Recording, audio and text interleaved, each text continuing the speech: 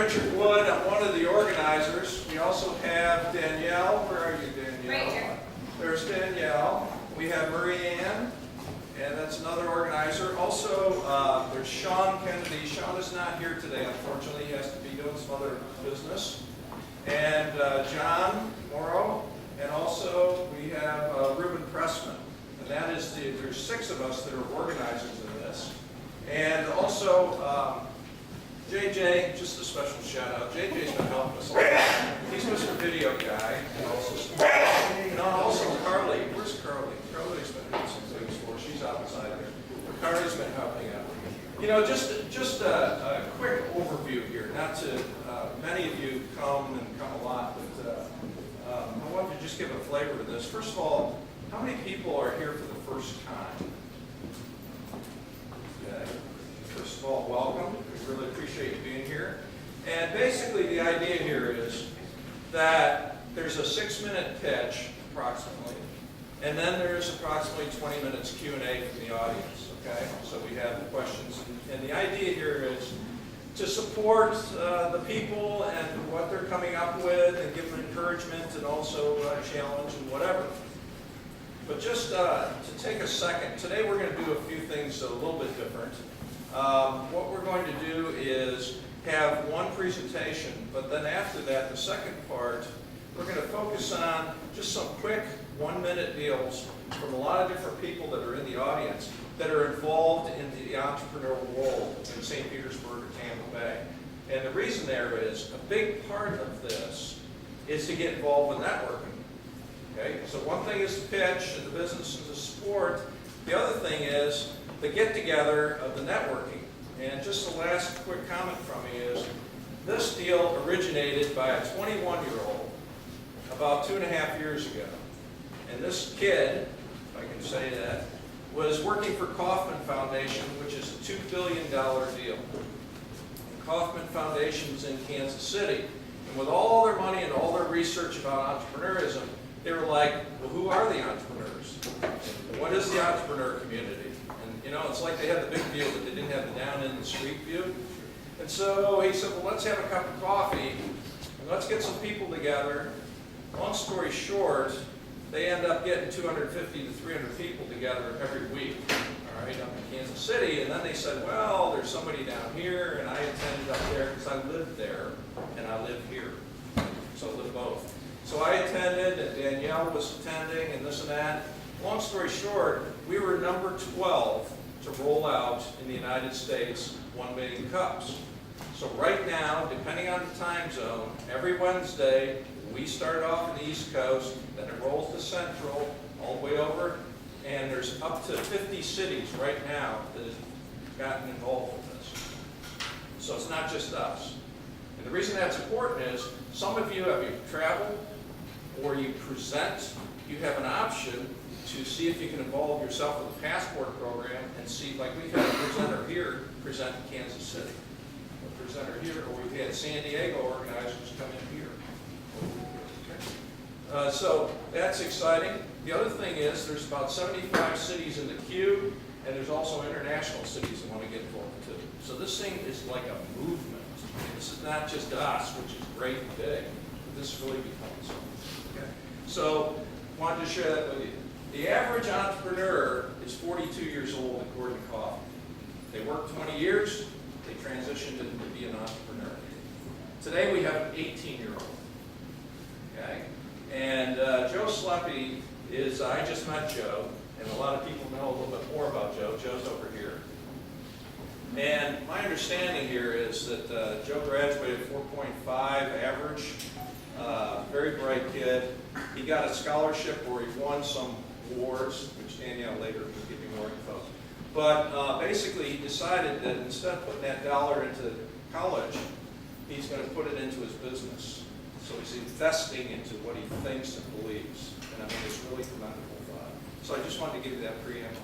So this is Joe Sleppy, and it's for SleppSolutions. Welcome, Joe.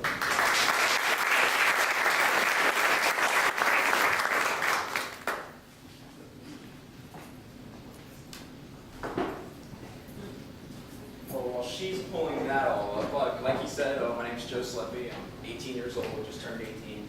Really real excited to be here. I'm not sure if you guys can look around, but see how many people are all here, kind of all on the same idea of entrepreneurship, and that is absolutely amazing. So when I was young, I became deaf, and then later on, after 6th grade, I became diabetic, and just right off the bat in life, I had a lot of challenges to be overcome. And lucky enough for me, I had technology and big groups of people around me to help me overcome those challenges. And now I don't really call them challenges, whatever, they're just things I deal with. And that's what it's got me thinking, is life is full of challenges, and it's the tools and the people that help us overpower them, come past them and become better people. But what if there isn't a tool to let you do it, or maybe you don't like the tool or the current method of overcoming that challenge? And that is what I base all of my business on, is to unleash your infinite possibilities, the customer's infinite possibilities.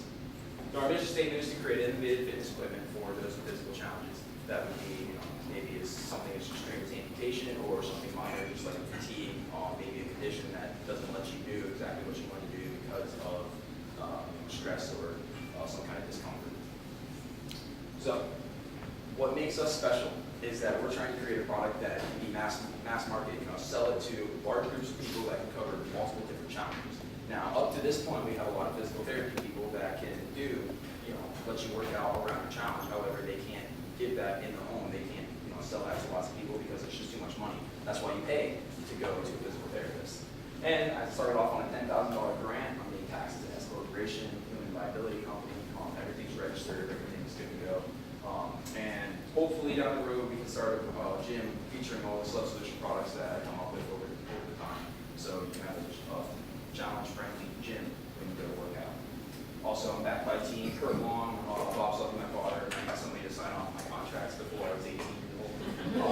Manufacturing, Robert Nass. We also have a team of lawyers for patent attorney and registered agents now. So what's the problem? What am I focusing on? What am I doing first? And I don't know how many people do push-ups. Anybody do push-ups in here? You, sir. When you do a push-up, you put your hands on the ground like that? Would you say there's some kind of stress in your wrist? Yeah, and if you had something like arthritis, carpal tunnel tendonitis, maybe you're an amputee, that would be a full go like that, right? Okay, yeah, that's what a lot of people do.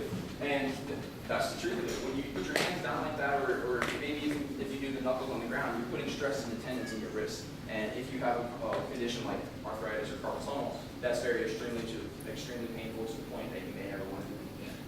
And that is how I came up with Freehand Fitness. It's a completely hands-free exercise equipment that connects to a door, maybe a monkey bars, or maybe, for example, a tree branch. I did that myself. I thought that was kind of interesting. Provides a full body upper body workout that you can customize depending on how long you make the straps and where you place your feet. So if you guys just watch this real quick and kind of see how it works, so that we don't have to spend all the time setting this up, but you set it right up onto the door, close it into the door, put your hands through this neoprene sleeve right here. Okay? You also have a trial product if anybody wants to come up and touch and feel. After you put the neoprene sleeve on and wrap it in Velcro, you're ready to go. It's simple as that. Amputees can do it. It's a hands-free process. We have these loops right here, so if you have deformity with your hands, it still doesn't matter. What's really unique is you can control the way you're working out. Now, yes, you can do different types of extreme workouts, where you're CrossFit or different type of isometric exercise, but the truth is, it's kind of annoying if you have to keep modifying things. With my product, all you got to do is move your hands. If you're doing push-ups with your arms up, well, that's going to be one section of your pectoral muscles. Bring your elbows down. Now you just move the focus part of your muscle. Okay. So who are we selling this to? We already mentioned arthritis, carpal tunnel tendonitis, amputees. Potentially the obese population might bring your feet close so that you're kind of like standing up. You can actually increase the repetition. So if doing one push-up is very difficult, you can increase the repetition to try and promote that muscle yourself. But even more important is how are we going to get to those end users? I'm very focused on military, wounded vets, and so I've started looking around trying to find military bases. We got 21 in Florida, a lot of other places like Shapes Fitness, and it seems like the female population is more inclined to like this than the males. Vet centers, like I said, physical therapy is going to be very important, but what's substantiating all of this? Why does anybody believe that this is actually a need? I did a little survey on the internet. I used Google Forms, got around through social media and through emails, and I found that 69% of 276 people liked this idea of not using their hands to work out. So that was my first bit of evidence that said, yes, I should pursue this. So we are in production. We produce in Largo. Robert Massey is the owner of a company called Surf Monkey Bags, and we're producing that for $32.12. Our packaging cost is a little bit high because it's a startup, and we're not going to pay for 3,000 boxes right off the bat. So that brings the total cost of $39.30, which then I sell for $129.99. I got a 20-unit order, which I'm then licensing out as trial products with different physical therapy firms and different partners. And if I sell 7, if I drop the price maybe 8 units for sales, I'll be able to break even, bring my investment back, which is the main goal right here, to prove to investors that this is something I can sell, get my return on, and then still have more products to sell for profit. So far, I've sold 1 unit, and actually a total of 7 now. That's been changed since yesterday. So how am I selling this? Well, you got champion gossip. People talk, and you want people to be saying things that are nice. And I honestly think that there's a good chance for when it comes to the fitness market, everybody talks to each other.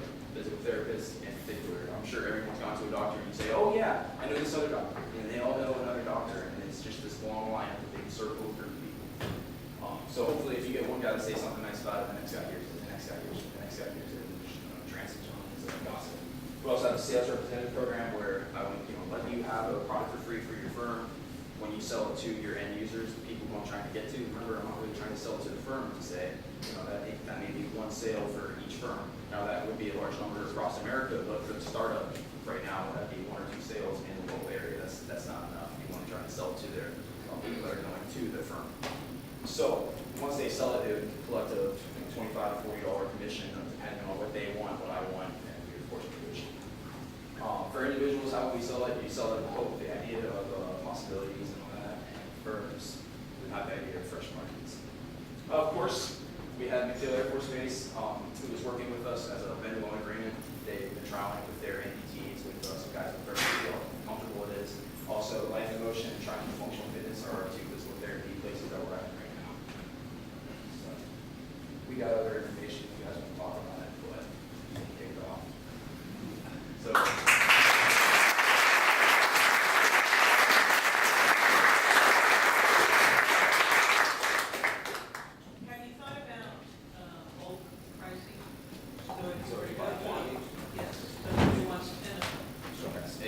If somebody has an investment, we get bulk pricing, I would negotiate something better for them.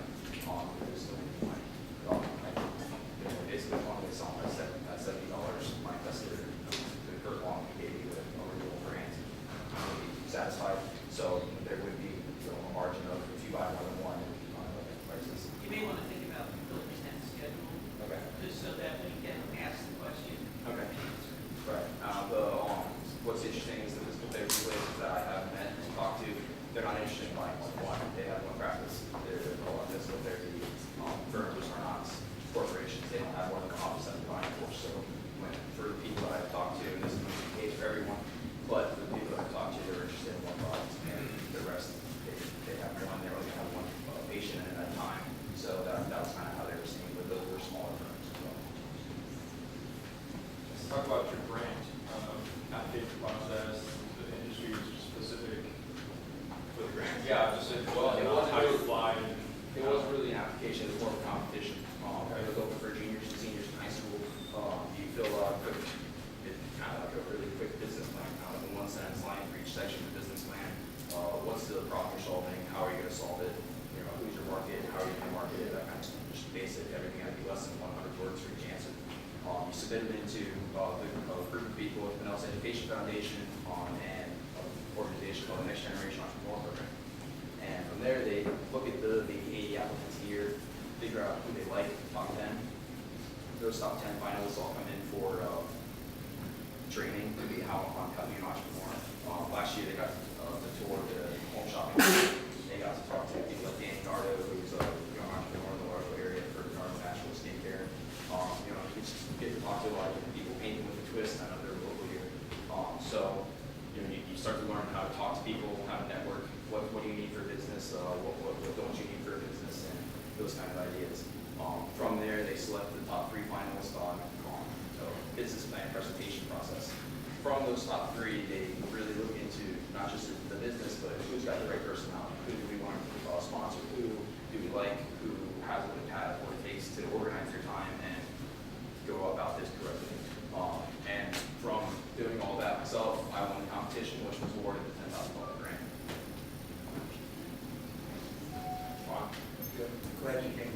Thanks, Ron. I'm glad you came too. Pricing question. Okay.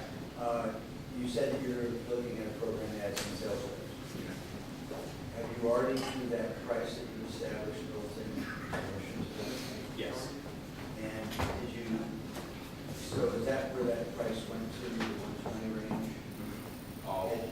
My ideal goal is less than $100. And if you look at the competition, which would be TRX, they do suspension training. However, you still have the whole handle, so they're not exactly competition. Also, Lifeline USA has a product called Jungle Gym. It's basically very similar to TRX, but once again, you have the whole handles. The TRX sells for $200, which I think is kind of overpriced because $200 for strapping is kind of crazy, but it is a very good product.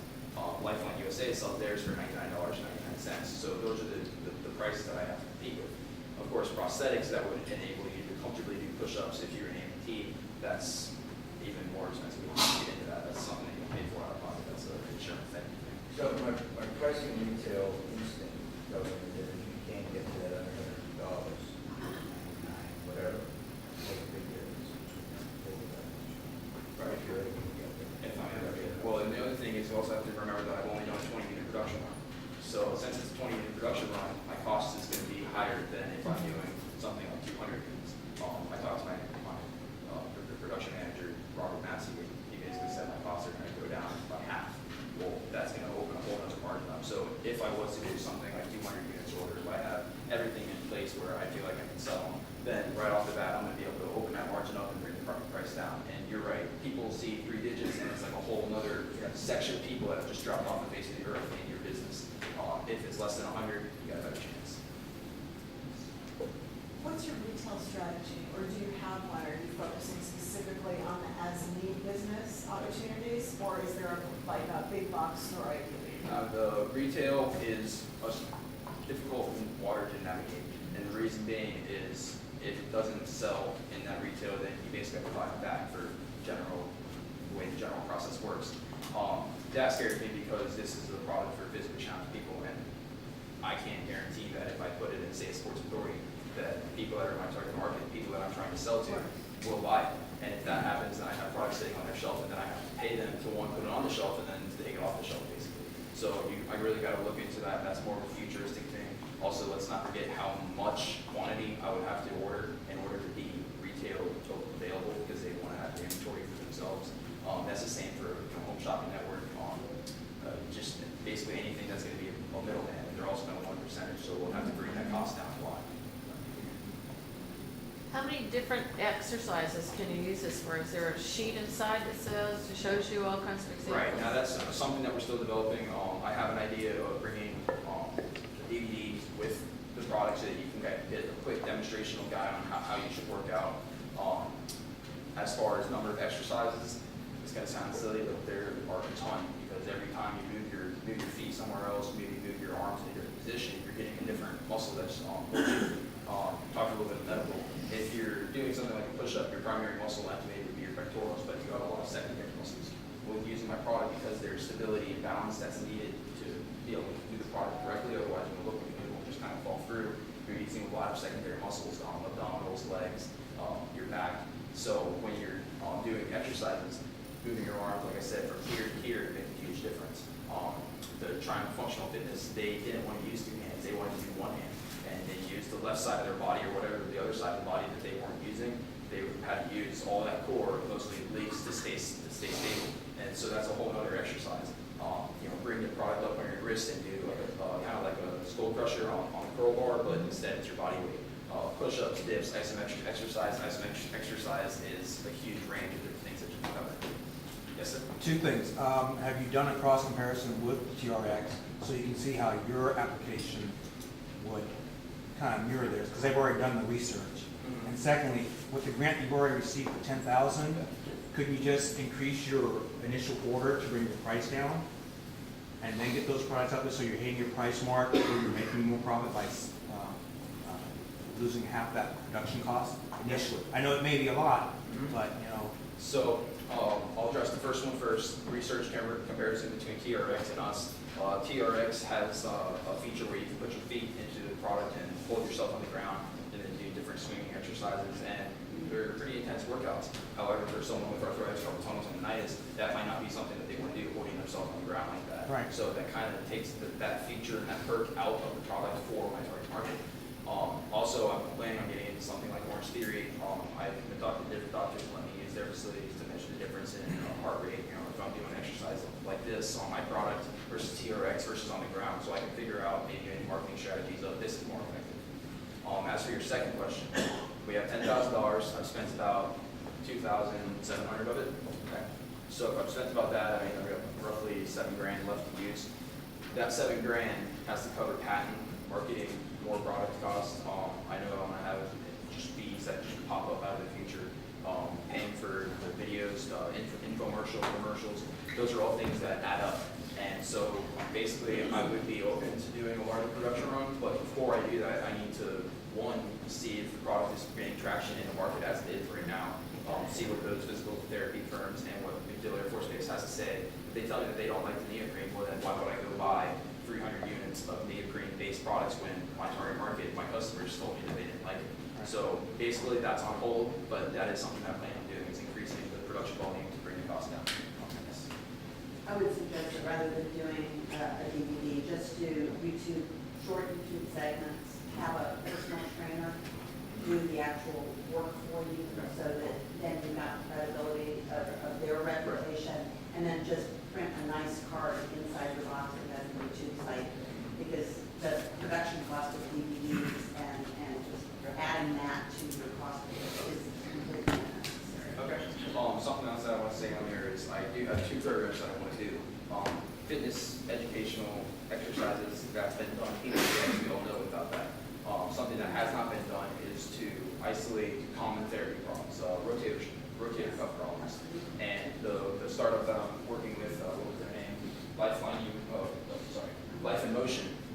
They've been in business for about 6 months, real nice practice, got a good customer base, and they told me that they're eager to help me. They're excited for my product. They want to see what it's going to be like to use it with their customers. And I think one of my goals is to have them help me create not only exercise videos for the credibility of this is medically endorsed, but also for therapy videos. If you have a rotator cuff tour, do this exercise and slowly rehab your rotator cuff while seeing your physician. There's tons of different common therapy problems, so we can try and address that in the video. Yeah, and I've got some trainers that can help. Nurses. I'd love to meet them. What other ideas do you have moving forward in the future? I mean, whether In the it's with future? this product or if it's another one within this, this field? Well, for initial product development, it's going to be accessories that go along with this product, so that when people see the product, they see all the accessories they can buy, and those could be add-ons for lower price, but it would add value to the product. So one of those examples would be to connect the cuffs with resistance bands, so as you go down to do a push-up, you can pull apart as well. So now you're hitting your pectorals as well as your back. As far as future projects that I have in mind, I do have ideas, but of course I can't go out and tell everybody all the time. Have you started your patenting process? Yes, I am provisional patent.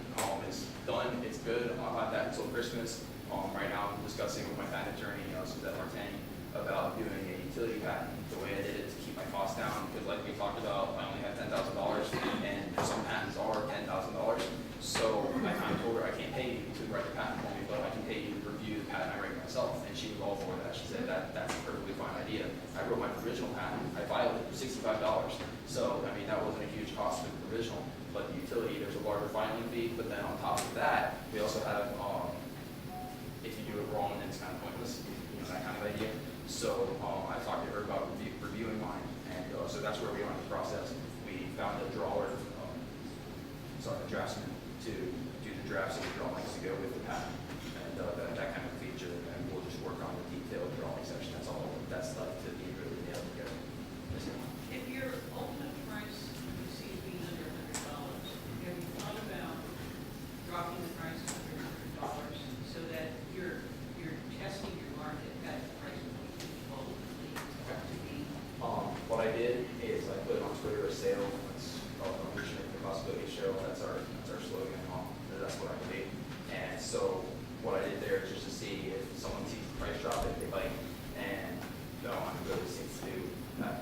I got a lot of different contacts saying, hey, I want to help you, hey, I want to do this, hey, I want to talk to you, but they're not people that are buying it. So I'm still trying to build that credibility. I have a video going on in Hawaii coming up who is going to, she's Nancy, she's very pretty, and she's going to film the video for me to kind of do like a commercial to feature the hands-free part of this product. When I show the product, it just looks like a thing on my hand. People don't really see that it's really hands-free.